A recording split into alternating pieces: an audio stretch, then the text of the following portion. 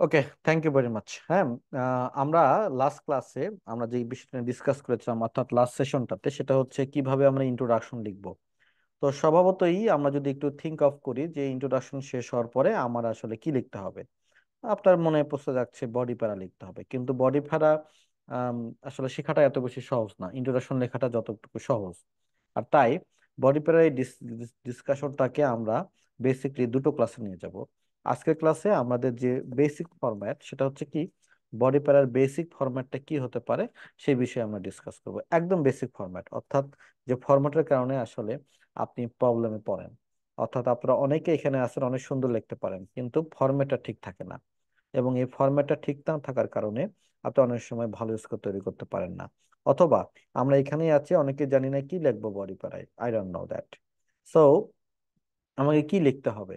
তো আজকে আমাদের এসের মূল থিমটা হচ্ছে কি, যে আমরা বডি প্যারায় কি লিখতে পারি সেই বিষয়ে আমাদের ডিসকাশন। সো আমাদের বডি প্যারার ফরম্যাটিং এর ডিসকাশন আজকে।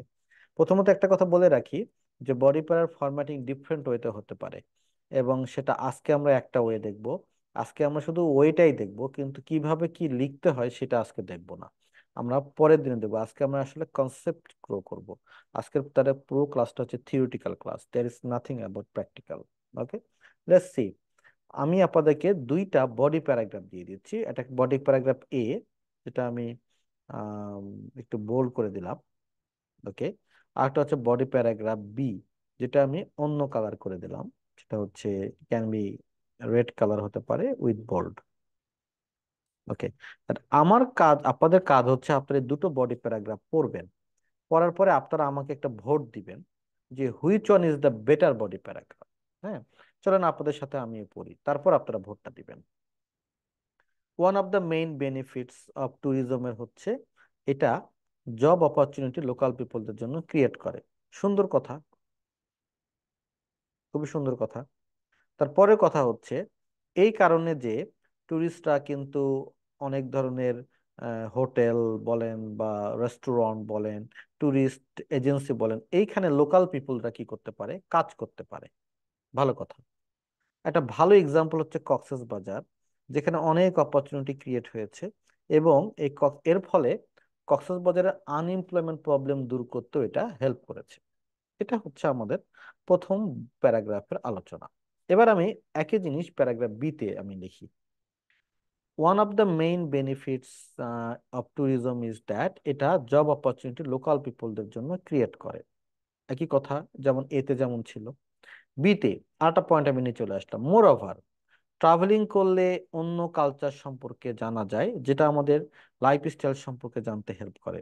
আরো একটা দুর্দান্ত আলোচনা। ফার্দার মোর, ডেভেলপিং ট্যুরিজম সেক্টর মানে ওই এলাকার ব্রিজ ট্রিজ তৈরি হওয়া, অর্থাৎ ওই এলাকায় ইনফ্রাস্ট্রাকচার ডেভেলপ হওয়া। নাইস একটা পয়েন্ট। ওকে, আরো একটা point. In addition, this development can create business opportunity তৈরি করবে। এটা তো সত্য, যে যেমন কক্সবাজারের লোকদের একটা বিজনেস অপরচুনিটি ক্রিয়েট হয়েছে না, তাহলে এইখানে আমাদের একটা আইডিয়া। তাহলে অ্যাজ এ বডি প্যারাগ্রাফ আপনারা কোনটাকে ভালো মনে করবেন, এটা এ নাকি এটা বি, সেটা আমি আপনাদের কাছ থেকে জানতে চাই আজকের ক্লাসে। আপনারা একটু ভোট দিবেন যে এটা এ, এটা বেটার প্যারাগ্রাফ নাকি বিটা বেটার প্যারাগ্রাফ। ভোট।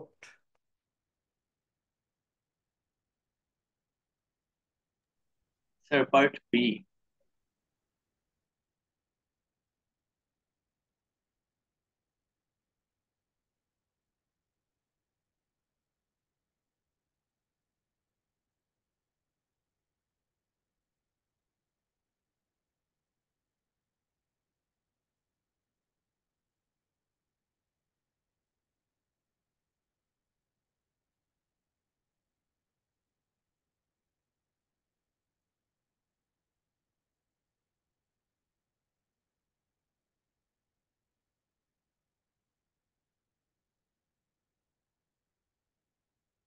ফ্যান্টাস্টিক। আমি একটা ভোটের একটা মোটামুটি রেজাল্ট পেয়েছি। অধিকাংশ আমরা যেটা বলছি সেটা হচ্ছে B is better. It's true, যে এটা স্বাভাবিক যে বিটা বেটার। তো আমরা এখন এটাকে প্রুভ করতে চাই। আমরা এটা প্রুভ করতে চাই কোন প্যারাগ্রাফটা বেটার। এই জন্য আমাদেরকে কেমব্রিজের মার্কিং ক্রাইটেরিয়াকে কি করতে হবে, সলভ করতে হবে। তাহলে আমরা একটু কেমব্রিজের মার্কিং ক্রাইটেরিয়া একটু দেখব। দেখেন, this one is band 7, this one is band 6,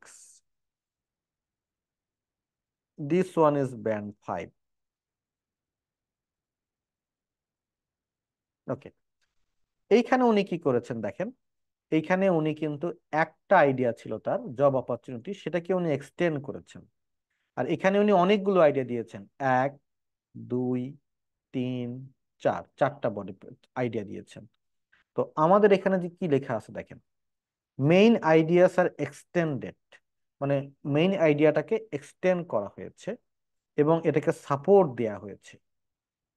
let's see, extend করা হয়েছে এবং হচ্ছে সাপোর্ট দেয়া হয়েছে। This is your point, extend and supported. এখন আমি যদি বলি কোন, কে তার আইডিয়াকে এক্সটেন্ড করলো, এটা কি এ আইডিয়াটাকে এক্সটেন্ড করলো নাকি বি আইডিয়াটাকে এক্সটেন্ড করলো? অবশ্যই এ আইডিয়াটাকে এক্সটেন্ড করেছে। বি শুধু অনেকগুলো আইডিয়া দিয়ে গেছে, কিন্তু আইডিয়াগুলোকে তিনি এক্সটেন্ড করে নাই। এবার দেখেন ব্যান্ড 6 কি হচ্ছে, main ideas are relevant but some may be insufficiently developed. Insufficiently develop মানে এটা ঠিক মতো এটা কি করা হয়নি, ডেভেলপ করা হয়নি। যে কাজটা আসলে আমরা এইখানে দেখতে পাচ্ছি, অনেকগুলো আইডিয়া, রিলেভেন্ট আইডিয়া দিয়েছেন, কিন্তু উনি কিন্তু আইডিয়াগুলোকে এক্সটেন্ড করেননি।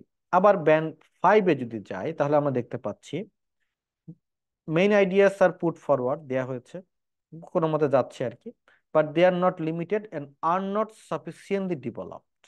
এগুলো আসলে ডেভেলপ করা হয়নি। তাহলে আপনাদের কাছে এখন কি মনে হচ্ছে, আইডিয়া দেওয়াটা গুরুত্বপূর্ণ নাকি আইডিয়া ডেভেলপ করাটা গুরুত্বপূর্ণ? Which one is correct, develop নাকি আইডিয়া পুট ফরওয়ার্ড করা, কোনটা ইম্পর্টেন্ট বলেন? স্যার আইডিয়া ডেভেলপ করা। Definitely, thank you very much for your answer. Answer কিন্তু ডেভেলপ করাটা ইম্পর্টেন্ট। আনসার মানে আইডিয়াটা ডেভেলপ করাটা দরকার, আইডিয়া এত বেশি দেওয়ার প্রয়োজন নাই। আপনার even 1 or 2 ideas are good enough, একদম গুড ইনাফ একটা রাইটিং লেখার জন্য, কিন্তু আপনার মূল কাজ হচ্ছে আইডিয়াকে ডেভেলপ করা। সো আমাদের একটা রং কনসেপ্ট ছিল, সেটা হচ্ছে কি, আম, আমরা আইএলটিএস রাইটিং এ কি করব, আমরা আইএলটিএস রাইটিং এ অনেকগুলো আইডিয়া লিখবো, এই কনসেপ্ট থেকে আমরা একটু বেরিয়ে আসতে হবে। তাহলে আমাদের মেইন ফোকাসটা হচ্ছে আইডিয়া কিন্তু ডেভেলপ করা। তাহলে আইডিয়া দেয়া